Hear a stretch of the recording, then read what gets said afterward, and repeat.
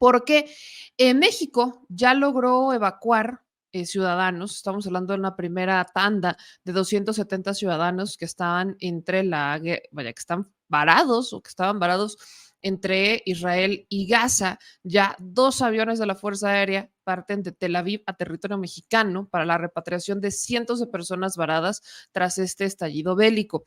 Estamos hablando de situación que evidentemente es bastante preocupante. Estamos hablando que más de 500 connacionales, la mayoría turistas, realizaron solicitudes de apoyo a la Cancillería y durante la semana se habló de alrededor de 300 que pidieron ser evacuados de Israel y los territorios palestinos tras el estallido bélico del pasado 7 de octubre.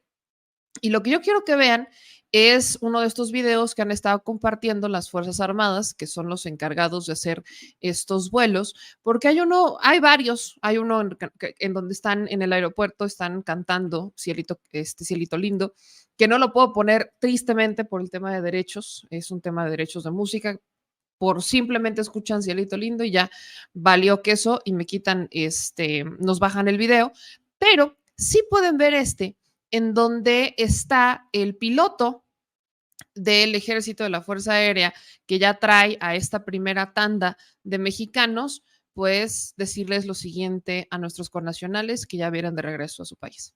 El general del grupo piloto aviador, diplomado mayor aéreo Leobardo Vidal Borges, jefe de esta comitiva que viene para apoyar este traslado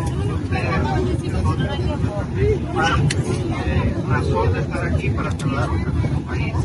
Sean bienvenidos porque realmente ahorita la aeronave ya es territorio mexicano, se sientan en México y es un orgullo tenerlos con nosotros. ¡Bravo! ¡Bravo!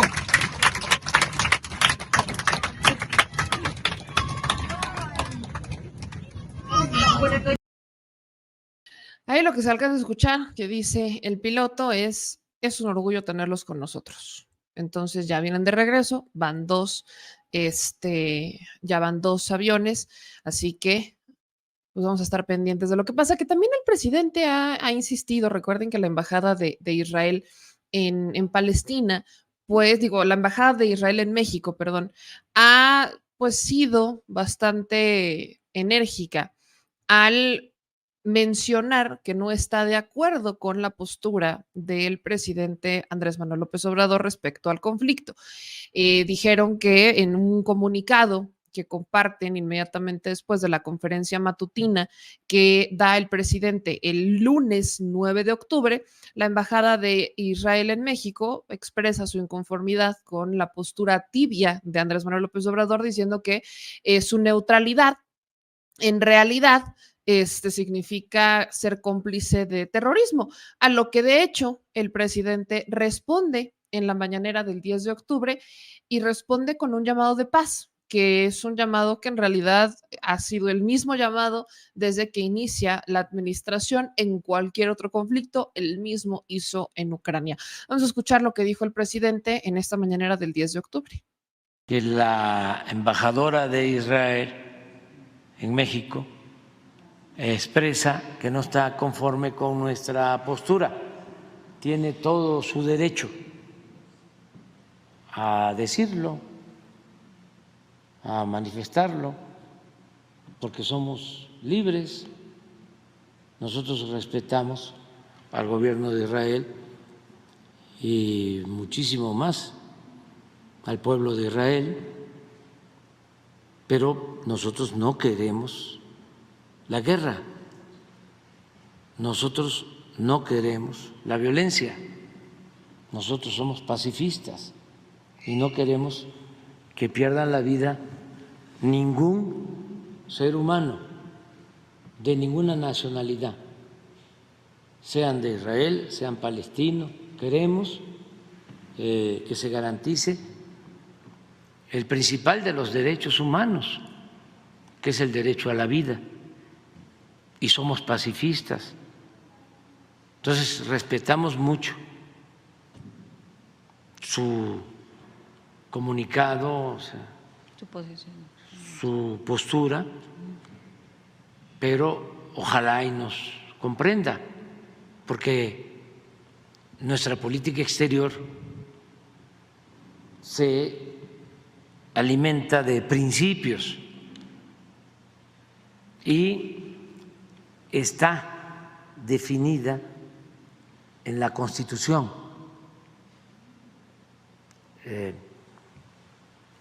Se ha recogido todo lo que se ha venido haciendo para defender la soberanía de México, para mantener buenas relaciones con todos los pueblos, desde el presidente Juárez, lo destacado que fue el gobierno del presidente Cárdenas en materia de política exterior.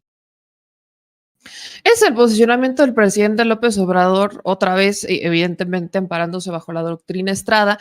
Es una postura que no nos debería de extrañar del presidente. Creo que si hay un quizás reclamo es por parte de los pro-palestinos que esperaban quizás un llamado más enérgico desde el inicio de la administración del presidente para que los reconocieran como un Estado, algo que México no ha hecho. Pero en realidad el llamado, independientemente de los que estén a favor o en contra, el llamado es exactamente el mismo. Lo que a mí me brinca es qué es lo que esperan que haga el presidente de México. Sumarse a la comunidad internacional en contra del apartheid, porque de hecho la propia, o sea, la propia Organización de las Naciones Unidas, que ha intentado, pero no ha podido y tampoco ha querido hacer más respecto al conflicto entre Israel y Palestina, reconoce que lo que el Estado de Israel le ha hecho a los palestinos es un apartheid. O sea, a ver, los palestinos tienen que pedir permiso para moverse, hasta para respirar. Hay más de 2 millones de palestinos que viven encerrados.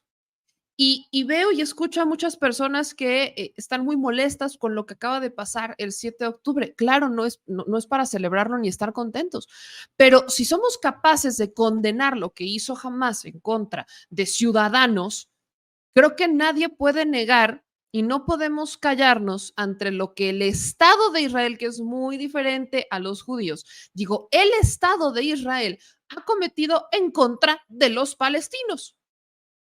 No, una cosa no me exime de criticar la otra. Si vamos a llamar terrorismo lo que hizo Hamás, entonces vamos a llamar terrorismo de Estado a lo que ha estado haciendo el Estado de Israel en contra de los palestinos. Eso es algo que yo sé que nos volvemos a meter en temas que quizás a muchos no les gusta, porque lo leí en los comentarios del video que hemos subido y voy a estar subiendo todos los fragmentos a TikTok porque es una red que nos permite hablar de estos temas también en Instagram, y leo a muchas personas escudarse en el tema religioso. Y si ustedes conocieran, y ahí está el video, por eso platicábamos con Cristian Nader en el programa de ayer respecto a todos los antecedentes que hay de este conflicto, si ustedes realmente se pusieran a buscar los datos duros, no las narrativas, no lo que les dicen, los datos duros sobre el conflicto, entenderían que el malo de la historia no tiene nada que ver ni con la religión, ni de si es mío, si me lo dieron, si me lo otorgaron o si no. Tiene que ver con políticos. Nada más. Tiene que ver con decisiones políticas y económicas. Eso es el problema. Así que valdría la pena que antes de criticar, por ejemplo, es que por qué el presidente no ha sido más enérgico, pues yo no sé qué quieran que haga el presidente de México. Personalmente creo que tiene conflictos importantes acá. No me vayan a salir como el gobernador de Michoacán, Bedoya, que se aventó su charra diciendo que Michoacán es más seguro que Israel. Pero qué falta de respeto, ¿eh? Qué falta de respeto de Ramírez Bedoya, por cierto. Porque Michoacán sí quizás no esté como Israel en este momento, pero no canta mal las rancheras. No canta mal las rancheras Michoacán. Y así que digan, uy, miren cuánto ha trabajado Ramírez Bedoya, creo que también lo podemos criticar, así como podemos perfectamente criticar al gobernador de Zacatecas. Entonces, creo que sí hay que entender que hay prioridades. Y vaya, yo sé que luego quieren muchos posicionamientos, y es que estamos en una era de, es que queremos posicionamientos de todos. ¿Para qué te sirve el posicionamiento? Por ejemplo, échense el discurso de Biden, posicionamientos que sí importan porque están metidos en el conflicto. El de Biden. Biden en conferencia de prensa de esta tarde del 10 de octubre dice lo siguiente, es un resumencito que les voy a aventar. Estamos 100% con el Estado de Israel. es nuestro aliado y nuestros lazos son cada vez más fuertes. Me he comunicado con mis homólogos en Inglaterra, Francia y Alemania e Italia y estamos todos unidos en un frente en apoyo a Israel. Es nuestro aliado en esta región. A todo grupo, organización, país que quiera aprovechar esta situación para involucrarse, tengo solo una frase: no lo hagan. He ordenado un refuerzo militar en dirección a la zona para ser utilizado en caso de que sea necesario. Cerró la conferencia recordando que cuando fue senador, hace 50 años, Golda Meir lo vio nervioso y le dijo: no esté nervioso, senador, nosotros tenemos un arma secreta y esa arma secreta es que no tenemos a otro lugar en donde ir. Claro, porque Estados Unidos ni siquiera está presencialmente en el territorio, no son ciudadanos norteamericanos los que están muriendo. No son ciudadanos norteamericanos a los que tienen encerrados en jaulas, literal. No son ciudadanos norteamericanos los que tuvieron que crear un sistema de túneles para poder moverse, porque literalmente Israel los tiene bloqueados.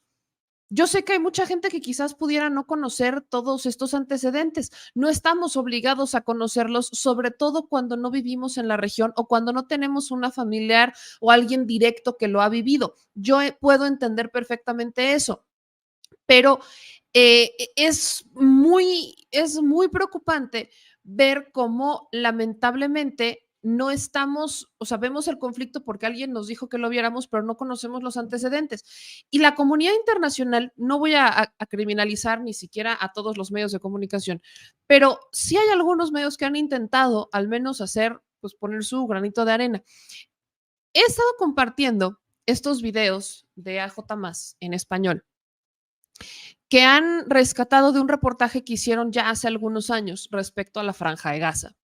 Quiero aprovechar este video en particular, que estamos hablando sobre la respuesta del presidente, que estamos hablando de más de 270 mexicanos que ya vienen de regreso, que esa sí es la responsabilidad del Estado mexicano en el conflicto de Israel. No hay otra responsabilidad. El gobierno mexicano no tiene por qué intervenir, no tiene por qué ir a meterse, no tiene por qué ir nada hasta donde el presidente ha dicho que lo resuelvan. Ahí está la ONU. Vaya, la ONU, lo hemos dicho, sí necesita un relanzamiento que lo saque del país que prácticamente lo tiene amarrado de las manos porque hacen lo que Estados Unidos quiere y lo que los aliados de Estados Unidos quieren. Y se les olvida que literalmente hay otro mundo, hay otros continentes que viven bajo el asedio no solamente de Estados Unidos, sino también de Europa. Voltemos a ver a África, porque utilizan mucho a veces el tema de África de pobres niños africanos, pero se nos olvida que pobres niños africanos pues tienen un país que tiene recursos. ¿Y cuál es el principal recurso que hay en esta región? Diamantes, joyas. ¿Y quiénes son los principales países que están detrás de esto? Europeos, canadienses, las mineras. ¿Y cómo los han dejado? Sin nada. A eso súmenle los conflictos internos que tienen, que es algo similar que pasa en Palestina. No los dejan ni siquiera desarrollarse. Tienen conflictos internos, políticos de su propia organización. Y ahora súmenle un conflicto en donde tienes a un Estado, a un machuchón, que tiene fuerza nuclear, que tiene potencia militar, que tiene una fuerza de inteligencia que absorbe no solamente al Estado de Israel, sino que absorbe al mundo entero, porque los servicios de inteligencia más reconocidos en el mundo vienen de Israel. México lo sabe, tan lo sabemos que ahí estuvo Pegasus. Entonces yo sé que a veces estos datos no son importantes para algunas personas y se quedan viendo la superficie de un problema que tiene años y que hoy es utilizado por políticos de derecha en México, también en otros países, pero es utilizado por políticos de derecha para decir: ven, es que el presidente de México no quiere decir nada, es que es el malo de la historia. Si quieren buscar un malo de la historia, váyanse a los antecedentes del conflicto. Vayan a ver lo que está pasando realmente, porque los que la están pagando son los ciudadanos, son los civiles.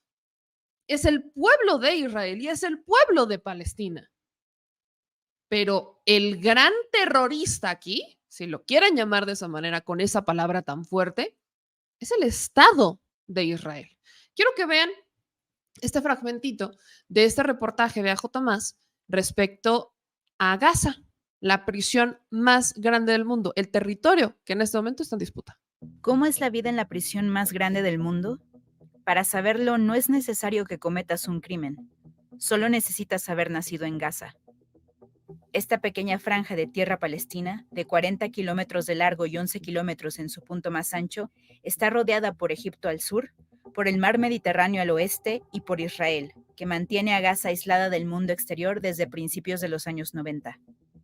Como muchas prisiones, Gaza está sobrepoblada. En 2021, la población creció a más de 2 millones, una de las más altas densidades poblacionales del mundo. El triple de gente que Detroit en Estados Unidos, que tiene casi el mismo tamaño. Pero, ¿de dónde vienen todas estas personas? Cerca de un 70% de los gazatíes son refugiados o son descendientes de esos refugiados. Fueron forzados a vivir en Gaza cuando Israel tomó sus pueblos y ciudades cerca del año en el que este fue fundado, 1948. Muchos huyeron creyendo que sería una medida temporal por su seguridad. Pero Israel nunca les ha permitido volver, a pesar de que muchos de estos pueblos y comunidades están muy cerca de Gaza. De hecho, Israel ocupó Gaza en 1967 e impuso un gobierno militar sobre sus habitantes y dio parte de sus territorios a colonos israelíes.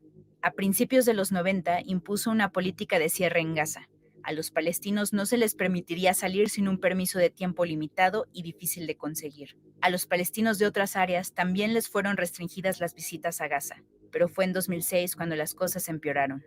Israel tuvo que sacar a sus soldados y colonos de Gaza un año antes, pero seguía controlando las fronteras, el espacio aéreo y la economía. El grupo palestino Hamás, que tiene un brazo militar que lucha contra la ocupación israelí, ganó las elecciones palestinas y tomó el mando de Gaza. En respuesta, Israel llevó sus políticas al siguiente nivel. La única planta de energía fue bombardeada. Viajar quedó prohibido. La mayoría de las importaciones fueron bloqueadas, forzando a muchas fábricas de Gaza a cerrar. Los pescadores no podían pescar más allá de un área sumamente limitada.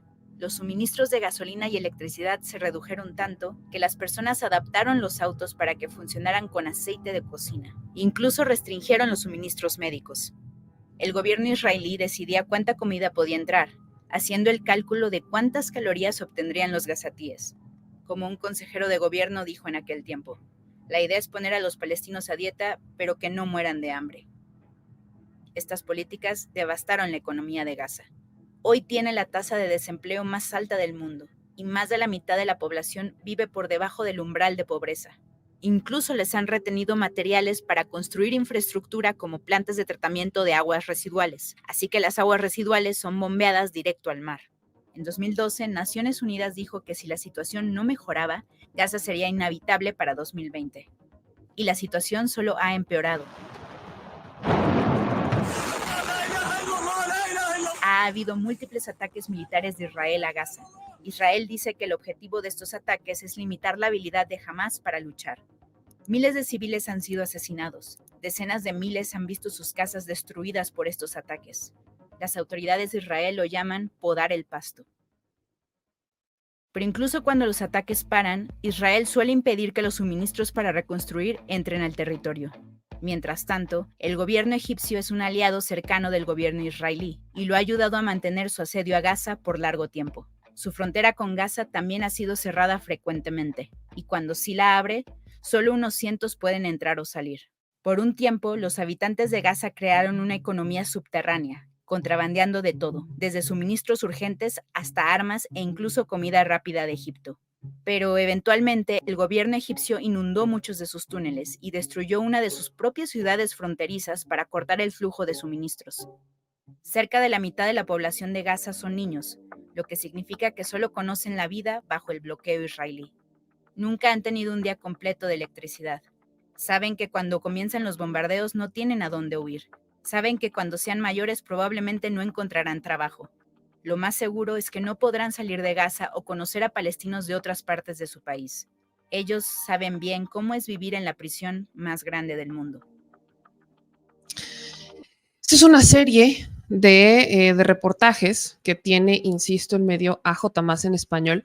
Aquí hay otro en donde te presentan todo el contexto, es un poco más largo, en donde viene todo el contexto respecto a lo que está pasando. Voy a ponerles un fragmento de este segundo, que es quizás la versión resumida de lo que platicábamos con Cristian Nader en la emisión de ayer, para que vean lo que hay Detrás también de este conflicto, que tiene ocurriendo muchísimos años, al menos desde 1948 de manera formal, pero esto tiene un antecedente histórico del que se han agarrado los políticos para seguir vendiendo como que la guerra es necesaria cuando esto se salió de control y se ha salido de control y se seguirá saliendo de control si no frenan este nivel de violencia.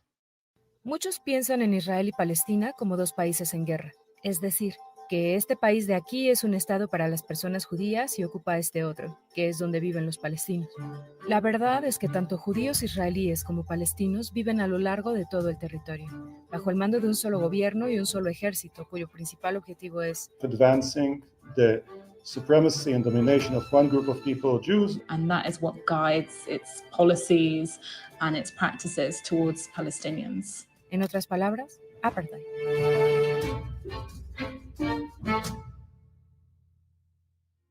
Apartheid es una palabra fuerte. Está relacionada con el régimen racista sudafricano en el que regía una minoría blanca. Pero aunque la palabra viene de ahí, apartheid no es solo una descripción de lo que pasó en Sudáfrica. De hecho, bajo la ley internacional es un crimen contra la humanidad. En 2021, Human Rights Watch determinó que Israel comete apartheid. Basó su conclusión en la Convención sobre el Apartheid de 1973 y el Estatuto de Roma, que dicen que para que este crimen aplique deben ocurrir 3 elementos.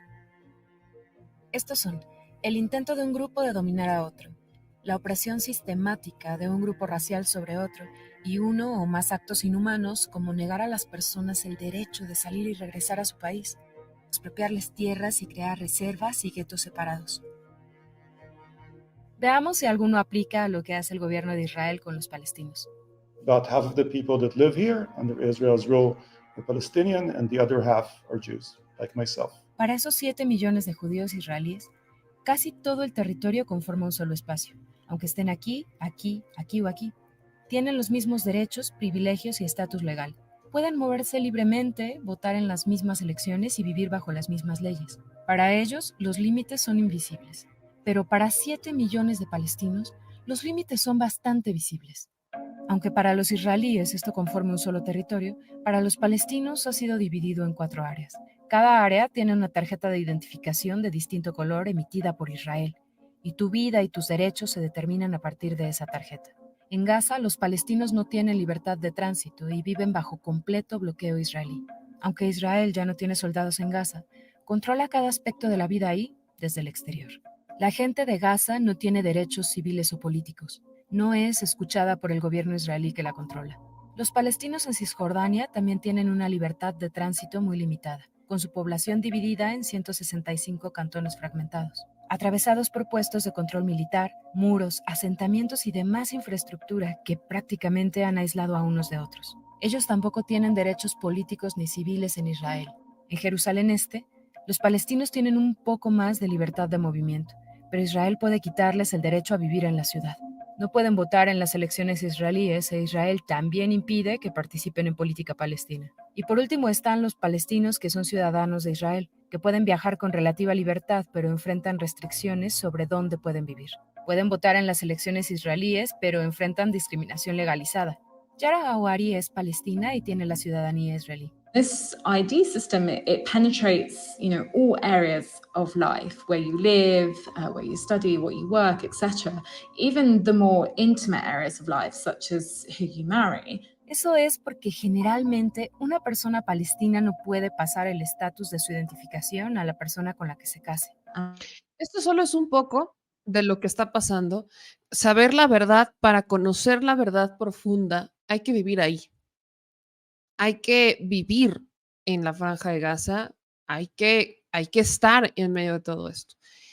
Y yo quiero insistir con esto, que es algo que de hecho compartí en Twitter, compartí en redes sociales y creo que vale muchísimo la pena repetírselo a la audiencia, que pudiera seguir diciendo es que esto no es cierto y esos videos son falsos, aunque los datos duros están, aunque los reportes del Human Rights Watch existen, aunque existen estos posicionamientos en las Naciones Unidas, aunque existen todos estos documentos, datos duros y víctimas y testimonios, hay gente que va a seguir creyendo que esto no es cierto. Pero a lo que voy es lo siguiente. Condenar lo que ocurrió el sábado este atentado de Hamas hacia civiles. Es algo que hay que hacer, sí, porque no estoy de acuerdo ni como ciudadana, ni como mujer, ni no deberíamos estar de acuerdo con ese nivel de violencia. Pero eso no nos tiene que hacer ciegos, ¿eh?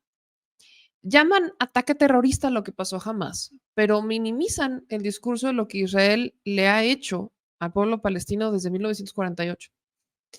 Con todo lo que ustedes han visto, con lo que hoy pueden saber, con lo que hoy, con lo que les hemos estado compartiendo, ¿de verdad creen que Israel no sabía nada? ¿De verdad me van a decir que el país que tiene el software, que vaya, que es una potencia en inteligencia, que tiene los servicios de inteligencia más pesados del mundo, que son proveedores de los servicios de Estados Unidos y de otros países, que tiene una potencia y fuerza nuclear y militar, me están diciendo que no sabían lo que planeaba jamás? Por supuesto que lo sabían y les cayó como anillo al dedo porque en este momento Netanyahu trae broncas. ¿Y cómo le hace Estados Unidos cuando tiene broncas económicas? Guerra. ¿Y cómo le hace Israel, que es aliado de Estados Unidos cuando tiene problemas políticos y problemas internos? Guerra. De verdad creen que más de 2 millones de palestinos que viven encerrados, que tienen que pedirle permiso a Israel hasta para respirar? ¿De verdad creen? ¿De verdad quieren buscar a un malo de la historia? La mayor cantidad de bajas en este conflicto han sido palestinas, no israelíes. Decir que no se está discutiendo el origen del conflicto, pero que hay que condenar el ataque jamás, exhibe una profunda ignorancia respecto a un conflicto que lleva más de 70 años disputándose. Y efectivamente, jamás no es Palestina, porque sí, jamás ganó elecciones, pero Palestina tiene también un problema interno porque están divididos. Hay quienes simpatizan con Hamas y hay quienes no simpatizan con Hamas. Hay quienes están gobernados por Hamas y hay quienes no. No podemos decir que Hamas es Palestina, pero ¿quién está pagando las consecuencias? Los palestinos. Entre ellos algunos de Hamas y entre ellos otros no. Dejen, y esto es un mensaje que creo que deben de escuchar la comunidad internacional, los políticos y la comentocracia mexicana particularmente. Dejen de sentirse héroes que no son. Y si van a condenar el ataque de Hamas, al menos tengan el mismo coraje, pantalones y valentía de condenar el apartheid que ha establecido el Estado de Israel en contra del pueblo palestino.